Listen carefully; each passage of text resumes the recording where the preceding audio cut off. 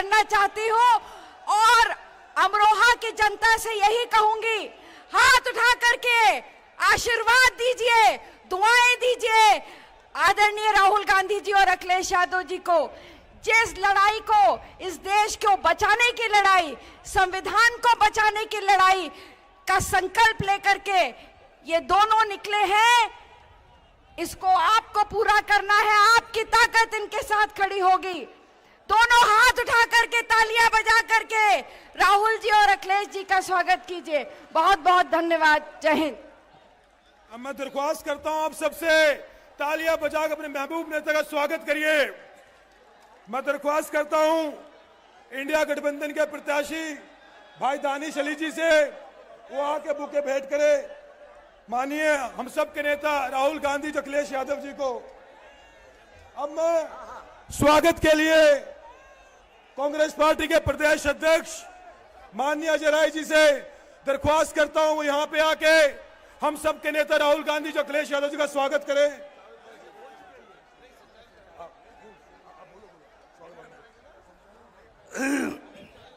हम सब के नेता आदरणीय राहुल गांधी जी का मैं इस अमरोहा की धरती पर स्वागत करता हूं। इंडिया गठबंधन के हमारे समाजवादी पार्टी के राष्ट्रीय अध्यक्ष आदरणीय अखिलेश यादव जी का इस अमरोहा की धरती पर उत्तर प्रदेश में स्वागत करता हूं। मंच पर उपस्थित हमारे दानिश अली जी जो यहाँ के प्रत्याशी हैं, निश्चित तौर से मजबूती के साथ आपकी बात लोकसभा में उठाते हैं, हम उनका भी स्वागत करते हैं। समाजवादी पार्टी के हमारे जो कार्यक्रम की अध्यक्षता कर रहे हैं, यहाँ आप सबके लोकप्रिय विधायक आदरणीय महबूब अली साहब का स्वागत करता हूँ। सभी मंच पर इंडिया गठबंधन के हमें सभी सबका स्वागत करता हूँ। अपने प्रभारी आदरणीय अविनाश पांडे जी का स्वागत करता हूँ। सभी साथियों का, हमारी बहनें, सबका स्वागत, अभिनंदन। और ये जो हुजूम सामने खड़ा है, निश्चित तौर से आज अपने नेताओं को सुनने आया है। हम सब लोग मिलकर इंडिया गठबंधन को मजबूत करें। और एक बात आपसे कहना चाहूंगा कि आप जो आपने संदेश दिया है, उत्तर प्रदेश की धरती से जो 8 जगह चुनाव हुए हैं, उस 8 जगह चुनाव का जो एक तरफा संदेश गया है कि उत्तर प्रदेश में इंडिया गठबंधन 8 सीट जीत रहा है, इसका संदेश पूरे प्रदेश और देश के अंदर गया है। और आने वाले समय में जो 26 तारीख को आप संदेश दोगे अमरोहा की धरती से, उसका संदेश भी पूरे देश और प्रदेश में जाएगा। जो ताकत आप यहां से देंगे, वो संदेश हमें ताकत देगा, बल देगा। और बनारस की धरती पर नरेंद्र मोदी चुनाव हारेगा, मैं आपको यह विश्वास दिलाता हूं। आप सब लोग ताकत दो, मजबूती दो। इन्हीं बातों के साथ अपने नेताओं का स्वागत करते अपनी बात समाप्त करता हूं। जय हिंद, जय कांग्रेस, जय इंडिया गठबंधन। साथियों एक साथ नारा लगाएंगे जोर से, राहुल गांधी, अखिलेश यादव, इंडिया गठबंधन। अब मैं आप सबके बीच में इंडिया गठबंधन के प्रत्याशी हम सबके भाई नेता दानिश अली जी को निवेदन करता हूं कि आप सबके बीच में अपनी बात को रखें।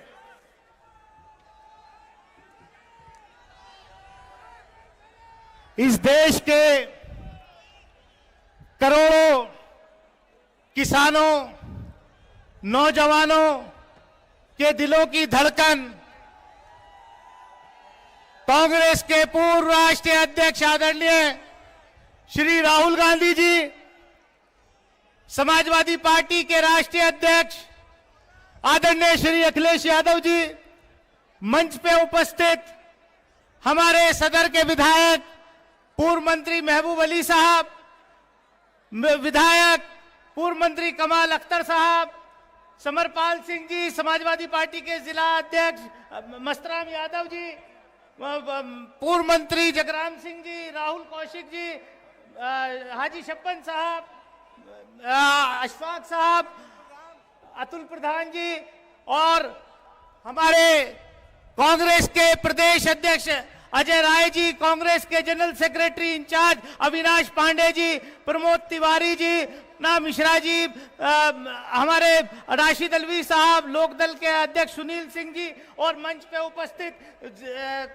परवेज कांग्रेस के जिला अध्यक्ष जी और सारे नईमुल हसन साहब, चंद्रपाल सैनी जी, मैं जिनका जावेद आब्दी साहब, मैं जिन लोगों का नाम बोल रहा हूं उनसे माफी चाहते हुए आप सब लोग जितने मंच पे मौजूद हैं, नरवाल जी और सामने मेरे किस्मत के, इस देश की किस्मत के मालिकों, मैं आज आपके बीच इंडिया गठबंधन की पहली संयुक्त रैली में अमरोहा में आपको यहां पर आमंत्रित देखते हुए आप लोगों का धन्यवाद देता हूं कि आप इतनी बड़ी संख्या में यहां पर राहुल जी और अखिलेश जी को सुनने आए हैं।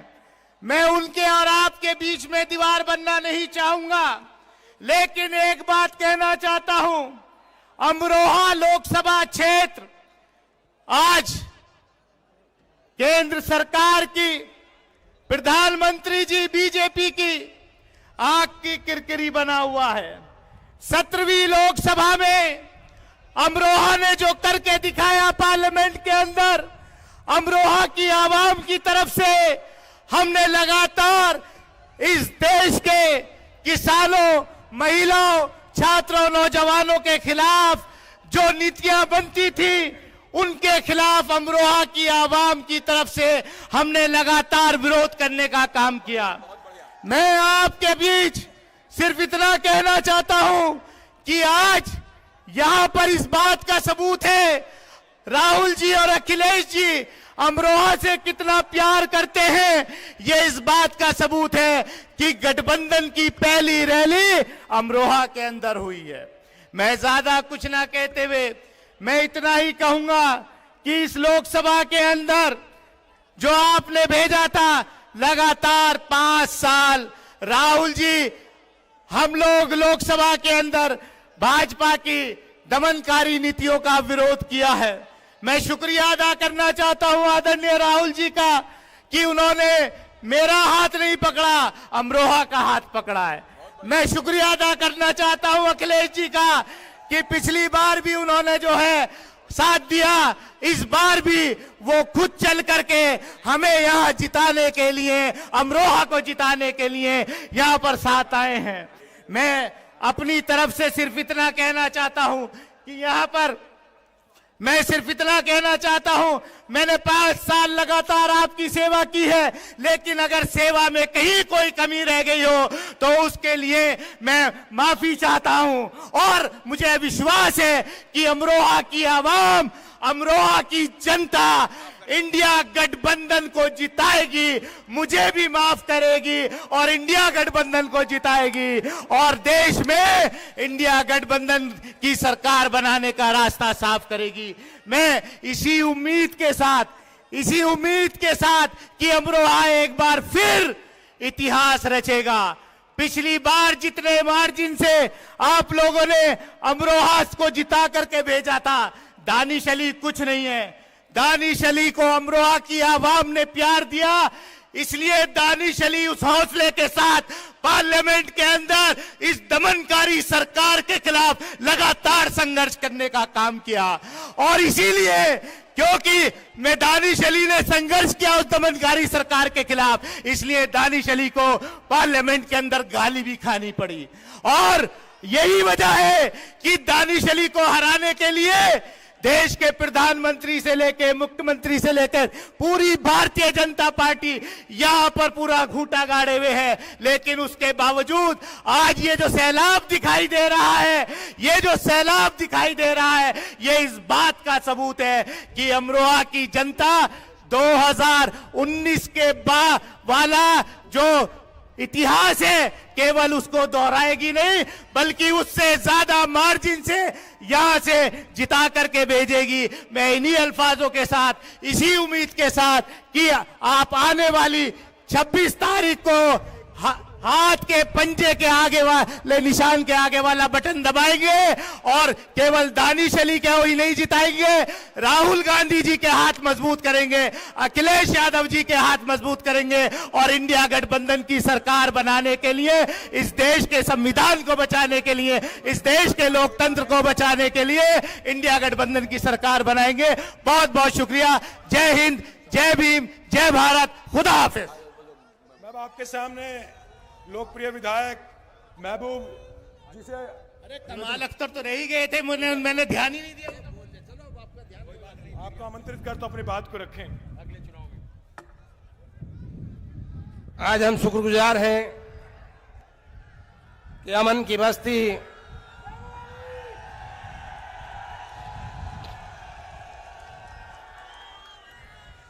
आज हम शुक्रगुजार हैं कि अमन की बस्ती, औलिया इकराम की बस्ती, बामन परस्तों की बस्ती, साहब विलाय साहब की बस्ती, वासुदेव जी की बस्ती, सांप्रदायिक सौहार्द की बस्ती में आज हमारे राष्ट्रीय अध्यक्ष, जिन्हें विकास पुरुष के नाम से जाना जाता है, जिन्होंने प्रदेश में सबसे पहला एक्सप्रेस दिया, जिन्होंने नौजवानों को रोजगार तथा हाथों में लैपटॉप दिया, महिलाओं की सुरक्षा की गारंटी के साथ साथ 10-90 दिया, जिन्होंने बेटियों की स्वावलंबी बनाने के लिए पढ़ो बेटियां बढ़ो बेटी हमारी बेटी उसका कल कन्या विद्याधन दिया, जिन्होंने 50 लाख से ज्यादा गरीब महिलाओं को पेंशन दिया, जिन्होंने ये स्टेडियम दिया जिसमें आज हम खड़े हैं, जो धरती पुत्र मुलायम सिंह यादव जी के पुत्र के नाम से जाने जाते हैं। आज हम उनका दिल की गहराइयों से अमरोहा की सरजमी पर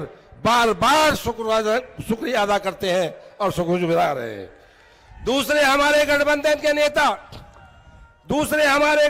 के नेता जिनके परिवार ने आजादी की लड़ाई के साथ साथ देश के लिए बलिदान दिया है, कन्याकुमारी से लेकर कश्मीर तक पैदल यात्रा कर साबित किया है कि हम देश की लड़ाई, गरीबों की लड़ाई, पिछड़ों की लड़ाई, सर्व समाज की लड़ाई, संविधान को बचाने की लड़ाई, हर अमन परस्त को साथ लेकर गठबंधन करके लड़ाई लड़कर आदरणीय राहुल गांधी जी, आदरणीय अखिलेश यादव जी, आज दोनों क्रांतिकारी नौजवान हमारे बीच में है। अब देश इनके कहे पर चलेगा। बताओ अमरोहा वासियों, हाथ उठाकर बताओ कि इकट्ठा होकर इनके साथ खड़े होकर वोट देंगे ना देंगे? हाथ उठाओ, मेरे साथ हाथ उठाओ। बार बार शुक्रिया।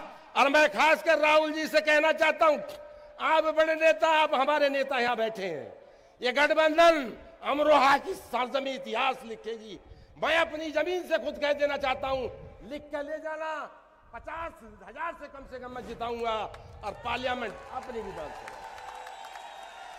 विधानसभा से 50,000 से जिताऊंगा मैं, आज लिख कर रख लेना। और पूरी पार्लियामेंट से भी हम जिताने का काम करेंगे। बार बार आपका हमारी सरजमी पर धन्यवाद।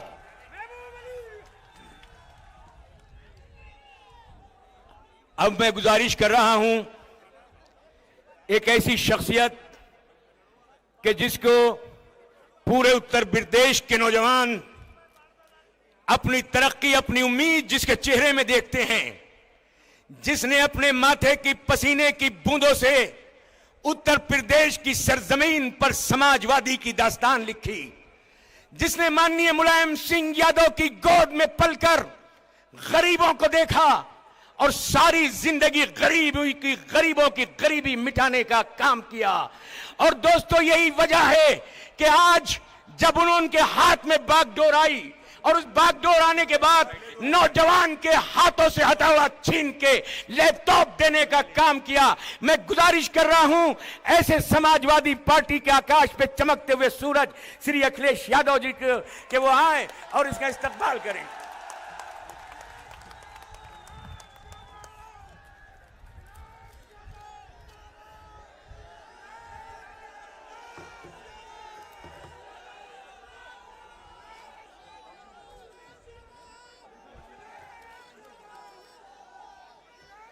कांग्रेस पार्टी के नेता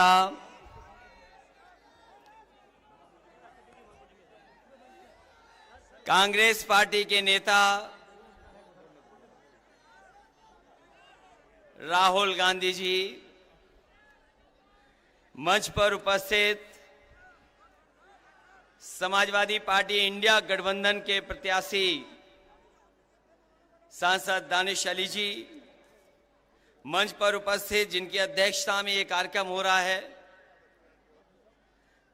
यहाँ के लोकप्रिय विधायक पूर्व मंत्री महबूब अली साहब, कांग्रेस पार्टी के प्रदेश के अध्यक्ष अजय राय जी, समाजवादी पार्टी के विधायक पूर्व मंत्री कमाल अख्तर जी, विधायक समरपाल सिंह जी, संचालन कर रहे जावेद आबदी जी, पार्टी के जिला अध्यक्ष मस्तराम यादव जी, कांग्रेस पार्टी के वरिष्ठ नेता राज्यसभा में सांसद प्रमोद तिवारी जी, मोना तिवारी जी विधायक, और यहां पर उपस्थित दोनों दलों के सभी हमारे नेता और इस चुनावी जनसभा में उपस्थित हमारे सभी आदरणीय बुजुर्ग, माताएं, बहनें, नौजवान साथी, पत्रकार बंधुओं, मैं सबसे पहले इस चुनावी जनसभा में उपस्थित हमारे गठबंधन के सभी साथियों को बहुत बहुत धन्यवाद और बधाई देना चाहता हूं।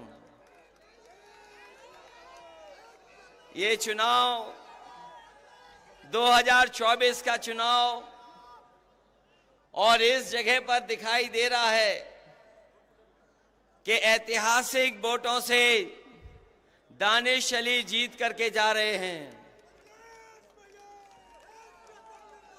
इधर पहले चरण का चुनाव हमने, आपने, सबने देखा और मैंने हर कार्यक्रम में, हर सभा में ये कहा कि इस बार पश्चिम की हवा जो चलेगी वो भारतीय जनता पार्टी का न केवल उत्तर प्रदेश बल्कि देश में सफाया करेगी। और कल ही जनता ने भारतीय जनता पार्टी को पहले चरण में ही पलट दिया। जो लोग कहते थे कि उनकी फिल्म चल नहीं रही है, मैं उन्हें बताना चाहता हूं, पहले दिन ही पहला शो भारतीय जनता पार्टी का फ्लॉप रहा।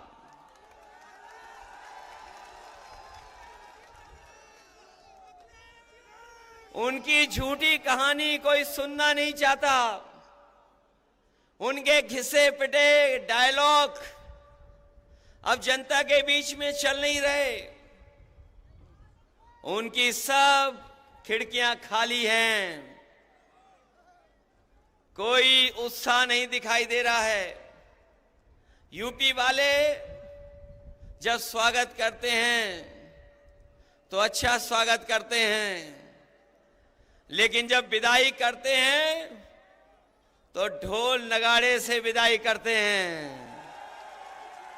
इस बार तो अमरोहा की ढोलक बज करके भारतीय जनता पार्टी की विदाई होने जा रही है।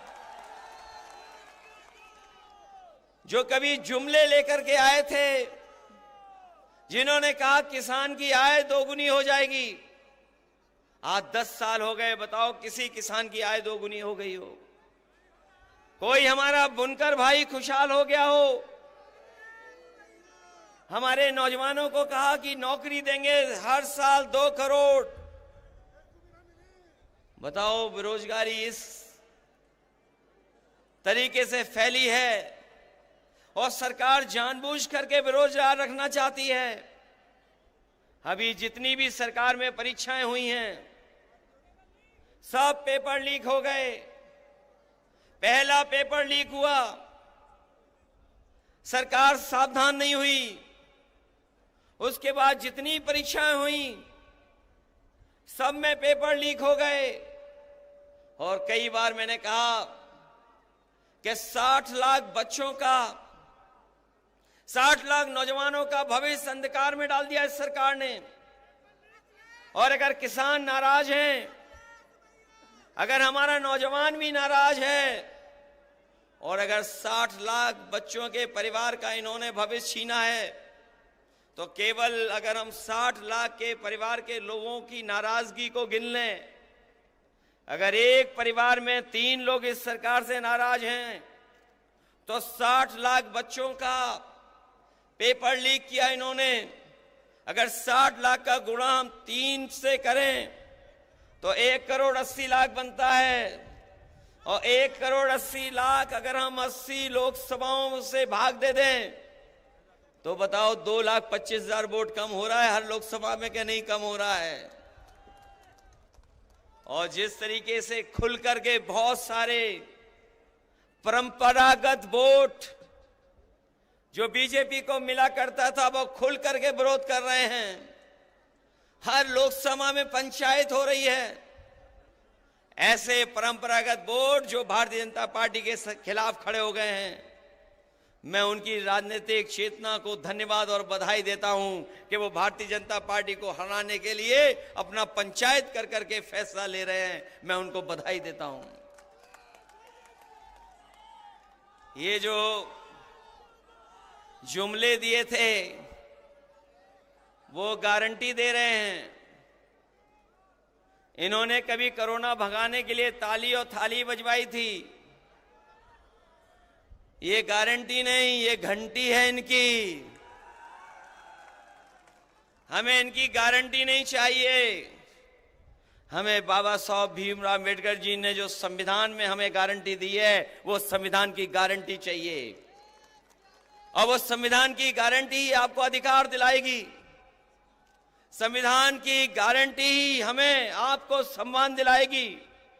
इसलिए 2024 का चुनाव हमारे आपके भविष्य का तो है ही है, लेकिन आने वाली पीढ़ी के भविष्य का भी चुनाव है। इसलिए आने वाली पीढ़ी के भविष्य के लिए और बाबा साहब भीमराव अम्बेडकर जी का संविधान बचाने के लिए और अपने वोट के एक अधिकार को बचाने के लिए आप लोग सब मिलकर के दानिश अली को जिताने का काम करना, इनकी मदद करने का काम करना। बताओ, मदद करेंगे आप लोग? दानिश अली जी को मदद कर करके लोकसभा में भेजोगे? हमारे विधायक ये कह रहे थे, महबूब अली जी ने बहुत काम किया है। सड़कें बनवाई, पुल बनवाए, फ्लाईओवर बनवाए, एम्बुलेंस चलवाई, पुलिस के लिए गाड़ी चलवाई। सरकार में बहुत काम हुए हैं। सड़कें बनी और ये स्टेडियम भी बना। काम में कोई मुकाबला नहीं है। लेकिन अगर यहाँ के लोग ठान लेंगे तो पहले बहुत वोटों से जिताया था, बहुत वोटों से जिताया था। यही विधानसभा अगर मन बना लेगी तो 1 लाख वोट से जिता करके भेजेगी। हमारे मंत्री जी थोड़ी कंजूसी करते हैं, इन्हें कंजूसी छोड़ देनी चाहिए। इसलिए साथियों, हम आपसे विशेष समय पर अपील करने आए हैं। ये गठबंधन जो बना है, यहां एक एक बैठे नौजवान बुजुर्ग चाहते थे ये गठबंधन बने। कोई कहता था खुल करके, कोई दिली दिल सोचता था कि गठबंधन हो जाए। आप मनी मन सोचते थे कि गठबंधन हो जाए। हम लोगों ने बड़े मन से गठबंधन किया है। इसलिए मैं अपने सभी साथियों से कह रहा हूं कि गठबंधन का प्रत्याशी ऐतिहासिक वोट से जीत करके जाए। जो सवाल महंगाई का है, बेरोजगारी का है, वो आपके सामने है और बहुत सारी तकलीफ परेशानियां हैं।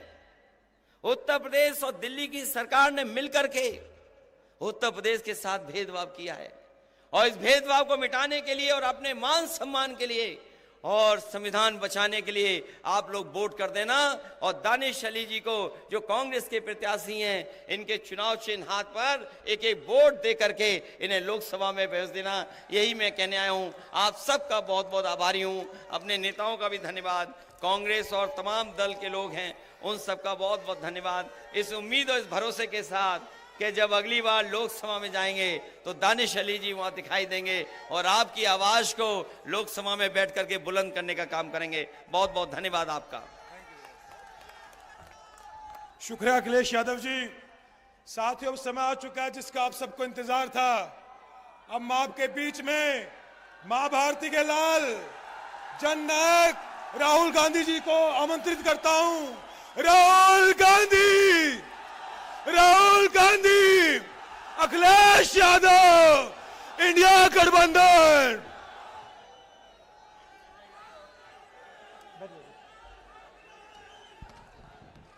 अखिलेश यादव जी, अविनाश पांडे जी,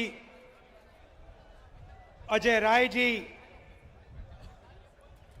महबूब अली जी, प्रमोद तिवारी जी, कमल अख्तर जी, आराधना मिश्रा जी, जावेद अब्दी जी, समरपाल सिंह जी, राशिद अलवी जी, हमारे कैंडिडेट दानिश अली जी, स्टेज पे सीनियर नेता, गठबंधन के प्यारे कार्यकर्ता, भाइयों और बहनों, प्रेस के हमारे मित्रों, आप सबका यहां बहुत बहुत स्वागत, नमस्कार।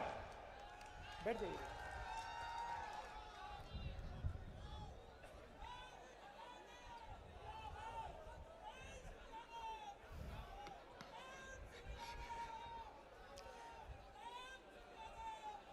चुनाव में एक तरफ इंडिया गठबंधन और दूसरी तरफ बीजेपी और आरएसएस, ये विचारधारा की लड़ाई है। और पहली बार इंडिया गठबंधन संविधान और लोकतंत्र की रक्षा कर रहा है और बीजेपी आरएसएस के लोग संविधान को और लोकतंत्र को खत्म करने में लगे हुए हैं। आपने सुना होगा बीजेपी के नेताओं ने कहा कि अगर हम चुनाव जीत गए तो संविधान को हम बदल देंगे। सबसे पहले मैं इनसे कहना चाहता हूं, दुनिया में ऐसी कोई शक्ति नहीं है जो हिंदुस्तान के संविधान को बदल सके।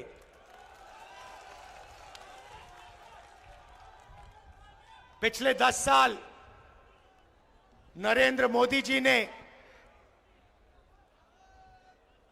15-20 अरबपतियों का दबाकर काम किया है। अदानी नाम आपने सुना होगा, सुना है। देश के सारे एयरपोर्ट उसको दे दिए,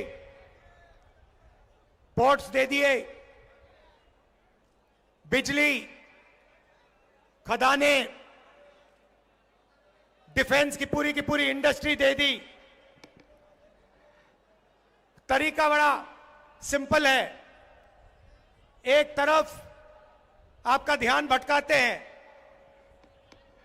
दूसरी तरफ हिंदुस्तान का पूरा धन इन्हीं 20-25 लोगों को दे देते हैं। पता नहीं आपको मालूम या नहीं, नरेंद्र मोदी जी ने हिंदुस्तान के सबसे अमीर अरबपतियों का 16 लाख करोड़ रुपया कर्जा माफ किया है। आप जानते हो 16 लाख करोड़ कितना होता है?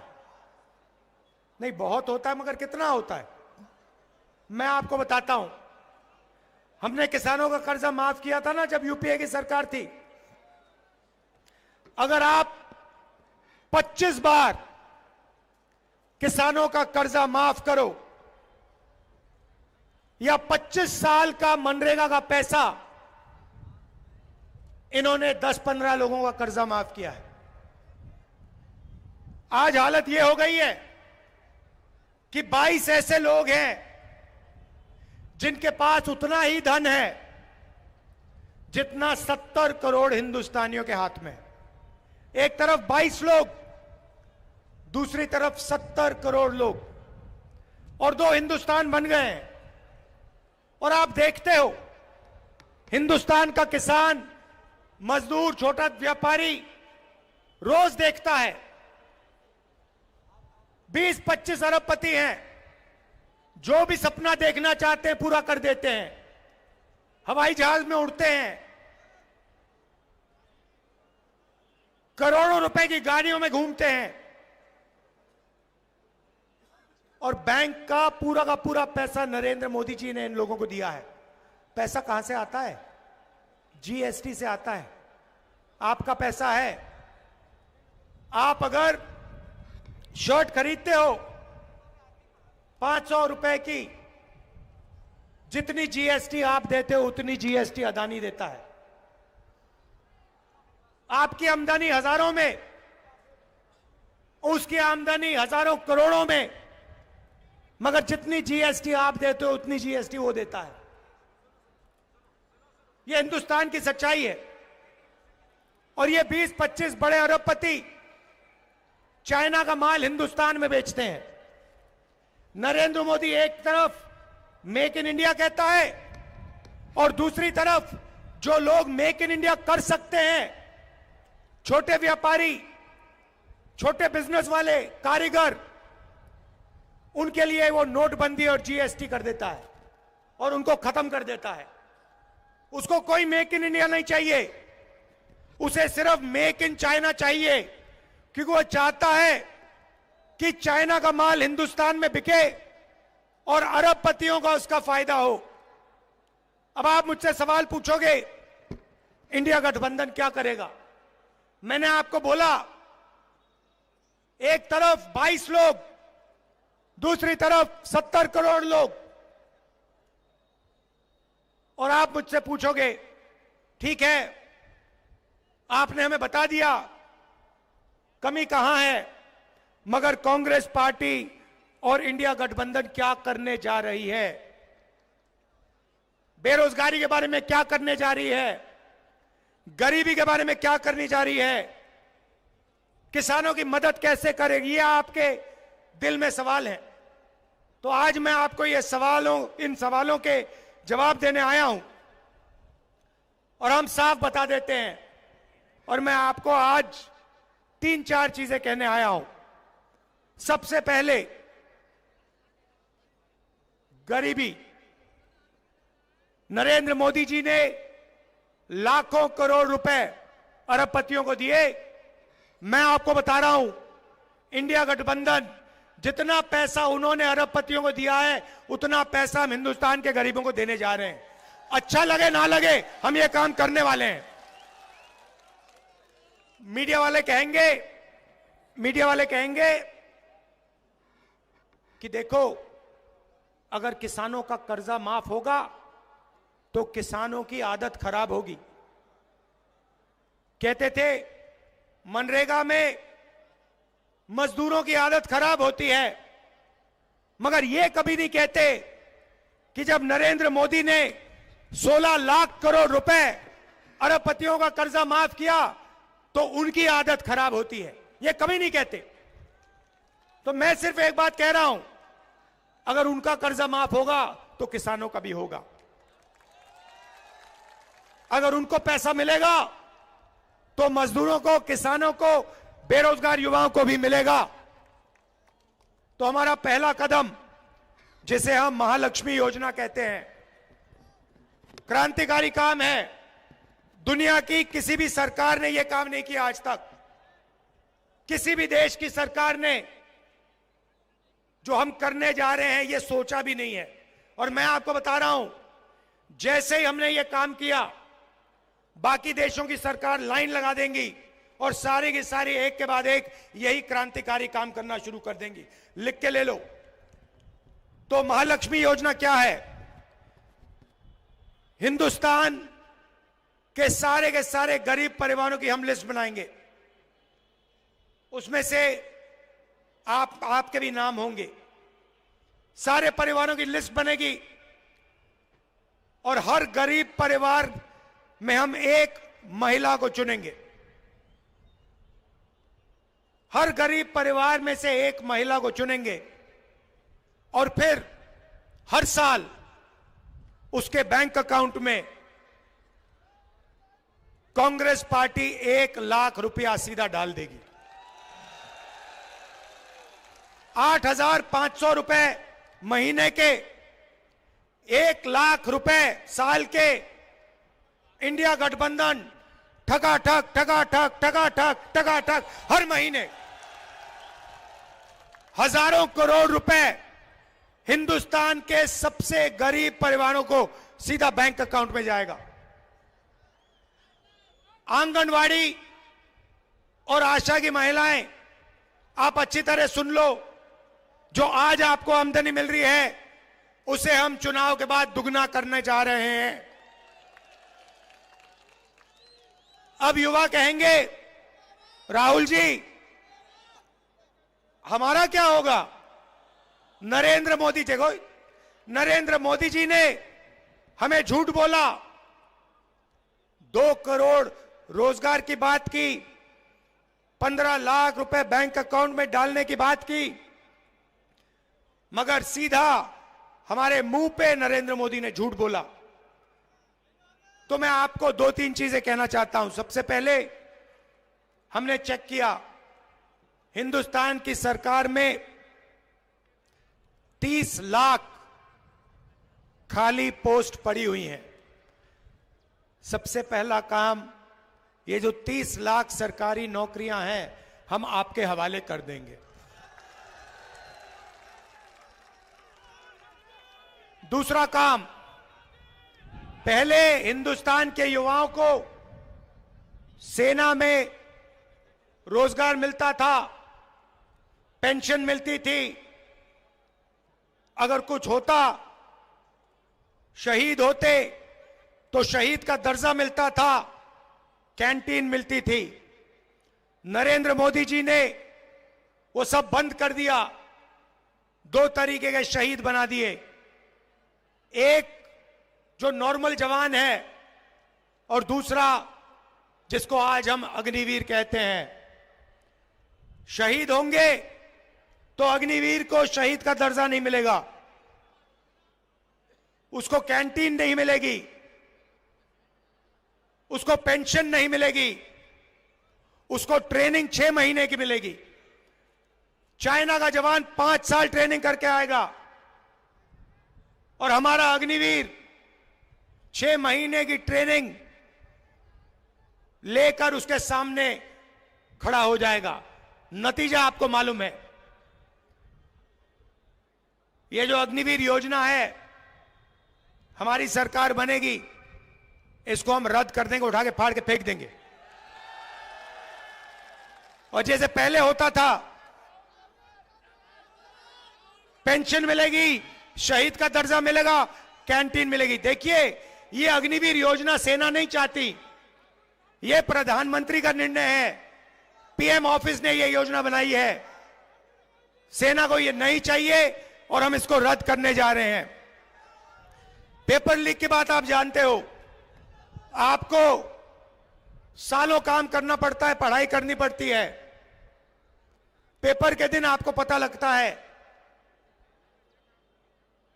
कि पैसा देकर बेईमानों ने पेपर लीक करवा दिया और आप देखते रह गए। हम एक कानून लाएंगे, जिसने भी ये पेपर लीक का काम किया उसे कड़ी सी कड़ी सजा मिलेगी।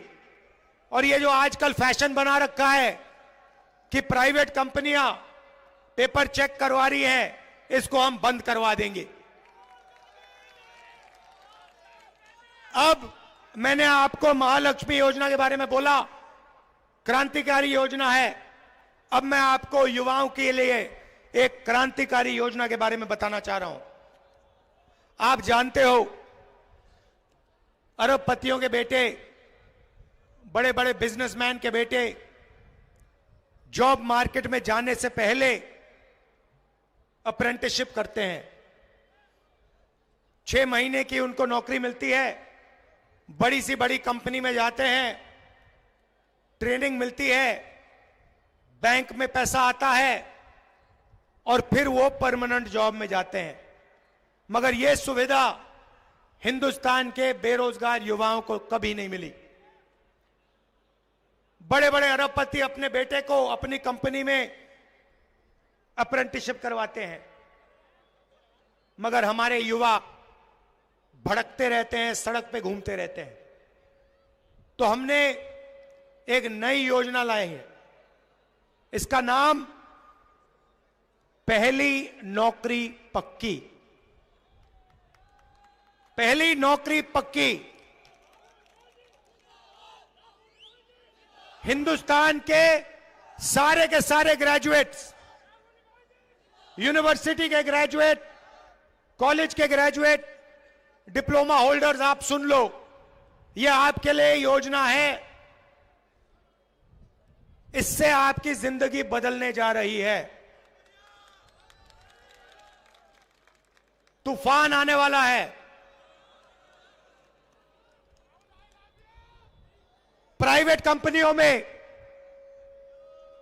हिंदुस्तान के पब्लिक सेक्टर में और सरकारी ऑफिसेज में हम हिंदुस्तान के ग्रेजुएट्स को अप्रेंटिसशिप का अधिकार देने जा रहे हैं। मतलब अगर आपने हिंदुस्तान की सरकार से अप्रेंटिसशिप मतलब 1 साल की नौकरी मांगी तो यह आपका अधिकार है, सरकार आपको मना नहीं कर सकती। 1 साल की नौकरी मिलेगी, उसमें आपकी ट्रेनिंग होगी। प्राइवेट सेक्टर में, पब्लिक सेक्टर में, BHEL, HAL जैसे कंपनियों में, सरकारी ऑफिसेज में 1 साल आपकी ट्रेनिंग होगी।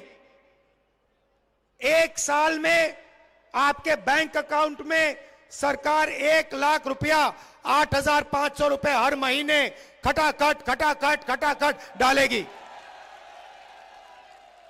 उसके बाद 1 साल के बाद आप ट्रेंड होगे। हिंदुस्तान के पास एक ट्रेंड वर्कफोर्स होगी और अगर आपने अच्छा काम किया तो आपकी नौकरी पक्की हो जाएगी। क्रांतिकारी काम है और ये हम आपके लिए करने जा रहे हैं। यहां किसान भाई हैं और नरेंद्र मोदी जी ने आपको सबसे ज्यादा तंग किया है। मैं जानता हूं, आप देखते हो अरबपतियों का कर्जा माफ होता है, दिल में आपको दर्द होता है और जब अपना अनाज बेचने जाते हो आपको सही रेट कभी नहीं मिलता और आपके दिल में यही 2 सवाल हैं। पहला, हमारा कर्जा कभी माफ क्यों नहीं होता, और दूसरा, हमें धान के लिए, शुगर केन के लिए, गेहूं के लिए सही दाम कभी नहीं मिलता, क्यों? तो इन 2 सवालों के जवाब मैं आपको देने आया हूं। जैसे ही हमारी सरकार आएगी, जैसे हमने यूपीए के समय किया था, वैसे ही हम किसानों का कर्जा माफ करने जा रहे हैं। और सिर्फ एक बार नहीं भाई, हम किसानों का एक कमीशन बैठाएंगे और जब भी किसानों को कर्जा माफी की जरूरत होगी वो कमीशन किसानों का कर्जा माफ करेगा। और दूसरा काम, ऐतिहासिक और क्रांतिकारी काम, पहली बार हिंदुस्तान में किसानों को कानूनी मिनिमम सपोर्ट प्राइस MSP दी जा रही है। सारे के सारे किसानों को मिनिमम सपोर्ट प्राइस, कानूनी minimum support price Congress party और इंडिया गठबंधन देने जा रहा है। अब यहां मजदूर बैठे हैं, खड़े हैं, आप कहोगे गरीबों के लिए आपने काम किया, किसानों के लिए काम किया, मजदूरों का क्या होगा? सबसे पहले महालक्ष्मी योजना में आपका फायदा होगा। आपके बैंक अकाउंट में हर साल 1 लाख रुपया आएगा। मगर हम बात वहां नहीं रोकेंगे। मनरेगा का आज कितना पैसा बनता है, कितना है रेट, कितना है मनरेगा का? कितना है मनरेगा का? 200, चुनाव के बाद 400। आशा और आंगनवाड़ी महिलाओं को क्या रेट मिलता है? कितना? उसे डबल कर दो, दुगना कर दो उसे। तो 2 चीजें आपसे कहना चाहता हूं। सबसे पहले संविधान की रक्षा, और दूसरी चीज, जितना पैसा नरेंद्र मोदी जी ने अरबपतियों को दिया है उतना पैसा इंडिया गठबंधन की सरकार, कांग्रेस पार्टी की सरकार गरीबों को, किसानों को, मजदूरों को देने जा रही है। कर लो जो करना है, हमें कोई फर्क नहीं पड़ता। आपने देखा होगा, ये मीडिया वाले यहां बैठे हुए हैं, भाई और बहनों, मीडिया वाले कभी किसान की बात करते हैं, मजदूर की बात करते हैं, गरीबों की बात करते हैं ना? मैं आपको बताता हूं क्यों नहीं। मैंने आंकड़े निकाले, भाई और बहनों, हिंदुस्तान में पिछड़े वर्ग के कितने लोग? सन्नाटा छा गया, किसी को नहीं मालूम। कितने लोग हैं पिछड़े वर्ग के हिंदुस्तान में? किसी को नहीं मालूम। देखा ना, यही प्रॉब्लम है, आपको अपनी शक्ति नहीं मालूम। दलित कितने? देखो, शक्ति नहीं मालूम। आदिवासी कितने? किसी को नहीं मालूम। यही प्रॉब्लम है। मैं बताता हूं, सबसे पहले आदिवासी 8%,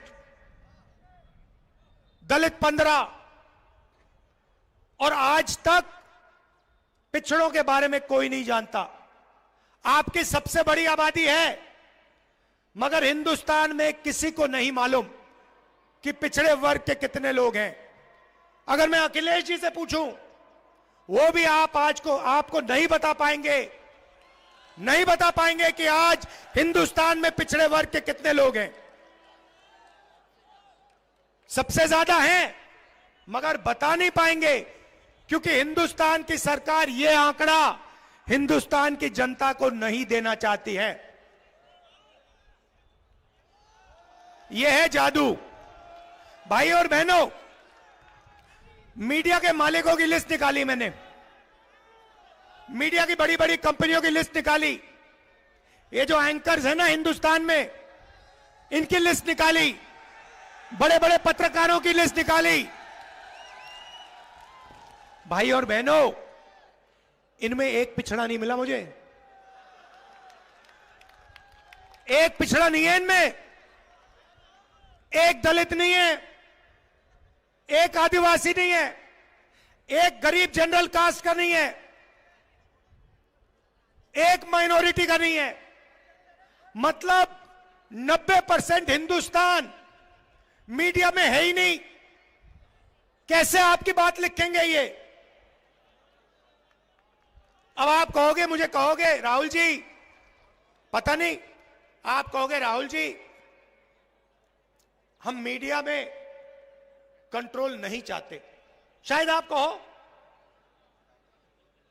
तो फिर मैं आपसे पूछता हूं, हिंदुस्तान की 200 सबसे बड़ी कंपनियों के मालिकों की लिस्ट में पिछड़े कितने, दलित कितने, आदिवासी कितने? बताओ। जीरो। अरबपतियों में से एक पिछड़ा नहीं है, एक दलित नहीं है, एक आदिवासी नहीं है। भाई और बहनों, बात समझो। दलितों से, आदिवासियों से, पिछड़ों से, गरीब जनरल कास्ट के लोगों से 24 घंटा पैसा लिया जाता है और वही 20-25 लोगों के जेब में जाता है। और उन 200 लोगों में एक पिछड़ा नहीं, एक दलित नहीं, एक आदिवासी नहीं। अब आप कहोगे राहुल जी हमें मीडिया नहीं चाहिए, हमें कॉर्पोरेट इंडिया में भी अपना कोई आदमी नहीं चाहिए। पता नहीं, क्योंकि इसके बारे में आप बोलते तो कभी हो नहीं, मैंने कभी सुना नहीं। कभी पिछड़े वर्ग के किसी भी व्यक्ति ने मुझे कभी नहीं कहा कि भैया राहुल जी कॉर्पोरेट इंडिया में तो हमारा कोई है ही नहीं। तो या तो आपको मालूम ही नहीं, और या फिर आप अपना आदमी वहां चाहते नहीं हो। यही दो चीजें हो सकती है, और तीसरा तो हो ही नहीं सकता। तो फिर मैं आपसे कहूंगा ठीक है भैया, आप कॉर्पोरेट इंडिया में नहीं चाहते, आप मीडिया में नहीं चाहते, आप प्राइवेट अस्पताल नहीं चलाने चाहते, आप प्राइवेट कॉलेज यूनिवर्सिटी नहीं चलाना चाहते, सरकार में तो भागीदारी चाहते हो ना। या वो भी नहीं चाहते? वो भी नहीं चाहते तो चलो फिर छोड़ते हैं भैया, पूरा का पूरा इनको दे दो, चलते हैं घर। अब मैंने आंकड़े निकाले, हिंदुस्तान को 90 लोग चलाते हैं। अखिलेश जी आपके चीफ मिनिस्टर थे यूपी के, थे नहीं थे? मगर सच्चाई मैं आपको बता देता हूं, अखिलेश जी चीफ मिनिस्टर थे, मगर सरकार को ब्यूरोक्रेसी चलाती है, आईएएस अफसर चलाते हैं, क्योंकि अंत में ब्यूरोक्रेसी चीफ मिनिस्टर को, मंत्रियों को निर्णय देते हैं। और यही दिल्ली में हो रहा है। आप सोचते हो कि नरेंद्र मोदी सरकार चलाता, नरेंद्र मोदी सरकार नहीं चलाता, 90 लोग सरकार चलाते हैं। 90 लोग सरकार चलाते हैं, उनको आईएएस अफसर कहा जाता है। बजट का पूरा निर्णय वो लेते हैं। अब मैं आपसे सवाल पूछता हूं, 90 अफसरों में से जो रेलवे का बजट, डिफेंस का बजट, उत्तर प्रदेश को कितना पैसा मिलेगा, छत्तीसगढ़ को कितना जाएगा, जीएसटी कैसे बनेगी, मनरेगा कैसे बनेगा, ये सारे के सारे निर्णय 90 लोग लेते हैं। प्रधानमंत्री, चीफ मिनिस्टर फाइनल डिसीजन जरूर लेता है, साइन जरूर करता है, मगर ये 90 लोग हिंदुस्तान की सरकार को चलाते हैं। अब मैं आपसे पूछता हूं, 90 में से पिछड़े कितने? वो देखो एक आदमी होशियार है वहां पे, वो ये कर रहा है। भाई और बहनों, 90 में से 3 आपके,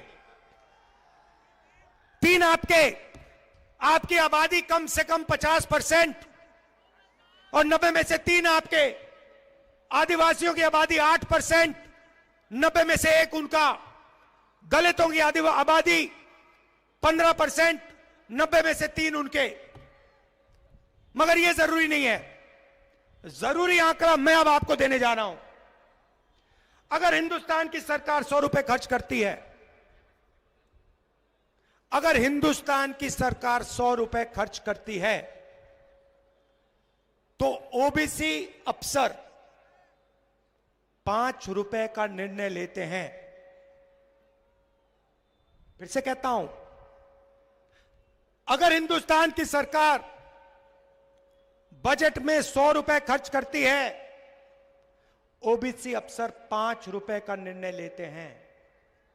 दलित अफसर 100 रुपए में से 1 रुपया, और आदिवासी अफसर 100 रुपए में से 10 पैसा।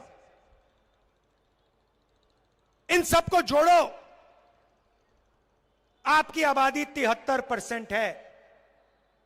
73% लोग 100 रुपए में से 6 रुपया 10 पैसा का निर्णय लेते हैं। आपको लग रहा है कि आपके साथ अन्याय हो रहा है, मगर कितना और कैसा अन्याय हो रहा है वो आपको बात समझ नहीं आ रही। वो आज मैंने आपके सामने रखी है। अब आप कहोगे राहुल गांधी ने समस्या तो बता दी मगर इलाज नहीं बताया, हम फंसे पड़े हुए हैं, 100 रुपए में से 6 रुपए का निर्णय हम ले रहे हैं, सरकार में भागीदारी नहीं है। राहुल गांधी ने मूड खराब कर दिया, हमें सच्चाई बता दी और फिर सुझाव नहीं दिया, है ना? तो जवाब भी दे देता हूं। आपको कभी चोट लगी है? लगी? हाथ टूटा आपका, पैर टूटा, फ्रैक्चर हुआ कभी? हुआ? क्या हुआ? पैर का हुआ? पैर का फ्रैक्चर हुआ। जब पैर का फ्रैक्चर हुआ, डॉक्टर ने आपको क्या कहा? पहली बात क्या कही थी? एक्सरे कराओ, एक्सरे कराओ। मैं भी यही कह रहा हूं, हिंदुस्तान का एक्सरे करा दो।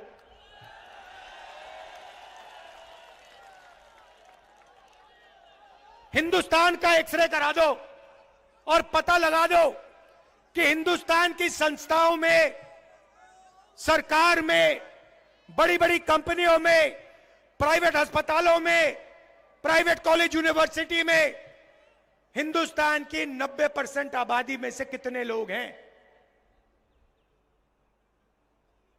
जाति जनगणना भाइयों और बहनों, जाति जनगणना, हिंदुस्तान का एक्सरे। सरकार आएगी, हम जाति जनगणना का काम शुरू कर देंगे। जाति जनगणना से हिंदुस्तान के सब लोगों को पता लग जाएगा आप कितने हो और आपकी हिंदुस्तान में कितनी भागीदारी है। दूध का दूध, पानी का पानी हो जाएगा। अब इससे किसी को इतराज तो नहीं होना चाहिए, नहीं, किसी को इतराज नहीं होना चाहिए, क्योंकि हम सिर्फ ये कह रहे हैं कि भैया चोट लग रही है लोगों को, किसानों को, मजदूरों को एक्सरे करा लो। एक्सरे से दर्द तो नहीं होता ना, एक्सरे से कोई डरता तो नहीं है ना, एक्सरे ऑपरेशन थोड़ी है, एक्सरे तो मतलब कुछ नहीं होता। तो जब मैंने कहा कि भैया देश का एक्सरे कराओ, नरेंद्र मोदी कहता है बिल्कुल नहीं। बीजेपी के लोग कहते हैं एक्सरे तो नहीं होगा। कैसे नहीं होगा? 100% होगा, क्योंकि देश की जनता को मालूम होना चाहिए कि 90% की कितनी भागीदारी है। आप देख लेना, मैंने यहां भाषण दिया, अखिलेश जी ने यहां भाषण दिया, आप देख लेना, नरेंद्र मोदी का चेहरा आपको टीवी पे 15-20 घंटे दिखेगा, मगर जो हमने यहां क्रांतिकारी बातें कही हैं वो आपको मीडिया नहीं दिखाएगा। पूरा देश जानता है, ये आपके हैं ही नहीं। अच्छा, इनकी बात नहीं कर रहा हूं, ये बेचारे, इनकी बात, इनकी गलती नहीं है, इनको ऊपर से ऑर्डर आता है, इनको सैलरी लेनी है, बच्चे पालने हैं, इनकी गलती नहीं है। इनके जो सीनियर लोग हैं उनकी गलती है। देखो मुस्कुरा रहे हैं लोग। तो ये मैं आपसे कहने आया था, इंडिया गठबंधन की जीत होने जा रही है। और मैं आपको बता रहा हूं, जिस दिन जाति जनगणना हो गया इस देश में, उस दिन देश बदल जाएगा। क्रांतिकारी काम है, ऐतिहासिक काम है, और इसको इंडिया गठबंधन करने जा रहा है। आप सबका दिल से धन्यवाद, नमस्कार, जय हिंद। अखिलेश जी और जो सीनियर नेता यहां आए हैं, आप सबका बहुत बहुत धन्यवाद, नमस्कार, जय हिंद।